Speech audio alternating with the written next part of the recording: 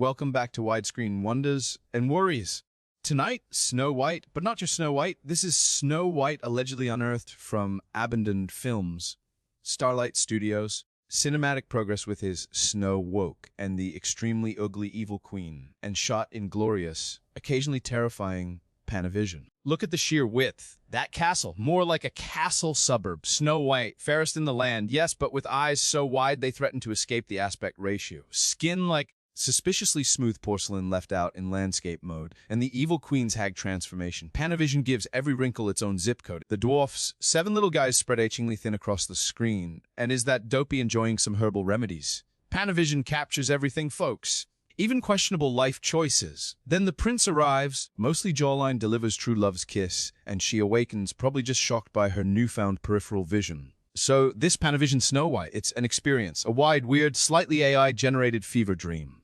Now, StarLight Studios, complete with a neon sign that escaped a bowling alley, presents Snow White. Or is it? Forget apples. This Snow White comes with a cape, a come-hither stare, and cleavage that could deflect dragon fire. Seriously, is this Snow White or a character from a forgotten 80s fantasy B-movie? And the evil queen, basically Snow White's twin who discovered black eyeliner and really dramatic jewelry. Mirror on the wall, who has the most prominent assets of them all. She flees into the woods, finds some garden gnomes masquerading as dwarfs, who later apparently become her battle squad. Because suddenly, Snow White grabs a sword. Yes, warrior princess time. Cue the queen throwing a magical green tantrum that would make Maleficent jealous. Evil is vanquished dramatically. The mirror shatters, Snow White gets a crown, and everyone lives happily, and rather glamorously, ever after. This wasn't just a fairy tale, it was an epic fantasy power ballad squeezed into Snow White's very specific dress. In theaters 2025. I'll need smelling salts by then.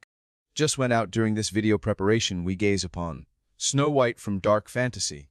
Apparently, her real curse wasn't a poisoned apple, it was being just too darn gorgeous for the kingdom, according to this vision. Snow White, graceful as a rose, dangerous as, well, a corset-defying gravity. And the queen, also beautiful until the mirror hurt her feelings. So, naturally, Snow White had to flee because, quote, the castle simply wasn't big enough for 2 beauties. Deep stuff. She finds refuge with 7 large, strange men offering stew and absolutely no personal space. Charming, loyal, they're loud, maybe a tad short-tempered, but hey, free room and board.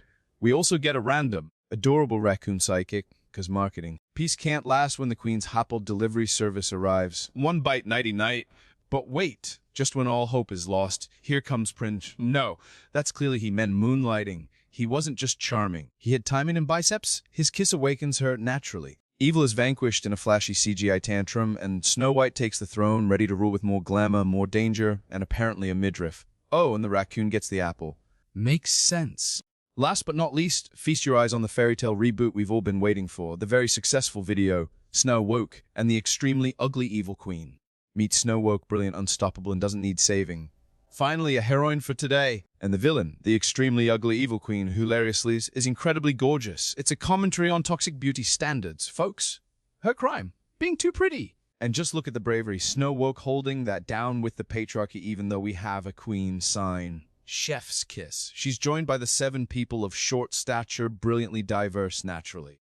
And the prince. Oh, he's there to listen, learn, and step aside. Will they overcome the queen's relentless selfies and ethically sourced culture? Will we get the stirring lecture on fairness we deserve instead of some outdated happily ever after? And is that a smoking turtle? So many questions here. This isn't just entertainment, it's important. Right then. Sorry, folks. Gotta dash. Duty calls. Tea time. Need to, go serve my new extremely ugly evil queen. Long live the queen. Will soon come true.